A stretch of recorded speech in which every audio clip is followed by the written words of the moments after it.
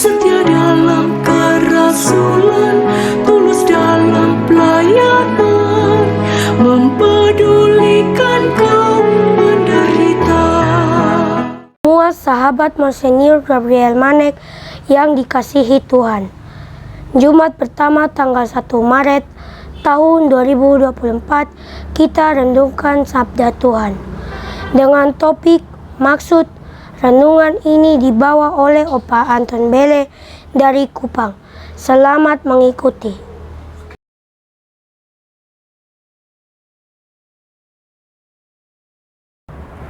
Maksud. Para sahabat yang dikasihi Tuhan, kali ini kita merenungkan kata maksud. Ini diambil dari cerita kitab suci. Cerita kitab suci dari Injil Matius bab 21 ayat 33, 43, 45 sampai 46. Ini satu cerita perumpamaan yang Tuhan Yesus buat dan ceritakan kepada para imam besar dan kaum Farisi. Itu cerita tentang kebun anggur. Seorang tuan membuat kebun anggur lalu disewakan kepada penyewa-penyewa. Waktu musim panen, tuan kebun anggur ini kirim hamba-hambanya untuk dapat bagi hasil. Para penyewa itu mereka tangkap dan bunuh hamba-hamba itu. Lalu tuan kebun itu kirim putranya. Heran, putranya juga mereka tangkap dan bunuh.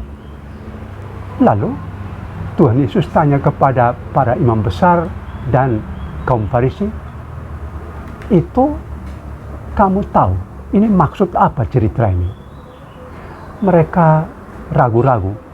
Akhirnya Tuhan Yesus bilang, itu maksudnya kerajaan Allah ini itu dirampas dari orang-orang yang berhak dan diberikan kepada orang lain. Para imam besar dan para kaum Farisi langsung mereka bertanya, ini dia maksud siapa ini? Maksud apa? Lalu mereka semua yakin, ternyata dia maksudkan kita ini yang dibilang penyewa-penyewa dan kemudian kita yang bunuh. Mana mungkin. Waktu itu akibat dari cerita perumpamaan ini, itu para imam besar dan kaum Farisi mereka marah dan berencana bunuh Yesus, mau tangkap Yesus dan bunuh. Itu salah satu cerita. Sekarang kita mulai kembali ke kita punya topik renungan, maksud. Hidup di dunia ini ada maksud toh. Maksud apa?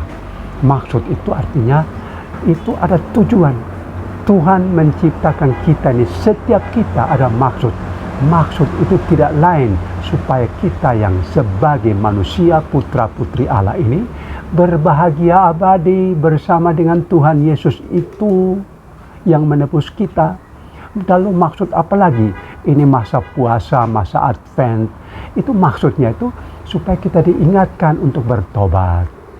Dan karena itulah kita selama masa aksi puasa pembangunan APP, masa Prapaskah ini, itu maksud Tuhan menyadarkan kita supaya kita sadar akan kita punya dosa dan bertobat. Ini maksud dari cerita kitab suci tadi dan maksud dari kehidupan kita. Mari sahabat-sahabat dari Monsinyur Gabriel Manek yang dikasihi Tuhan, kita meneladani hamba Allah Gabriel Yohanes Wilhelmus Manek dalam hidupnya, yang teladan-teladannya itu kita teladani.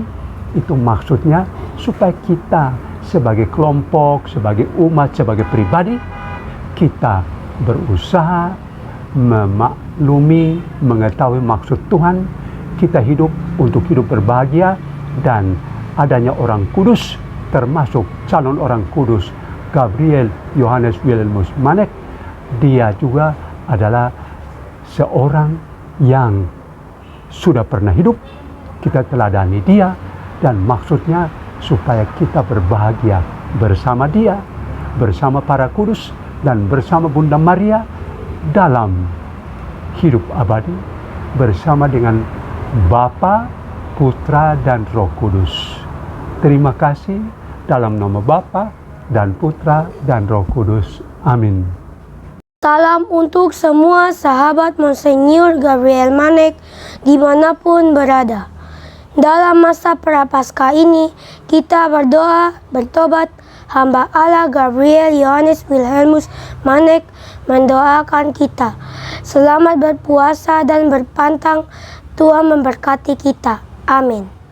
Semangat melayani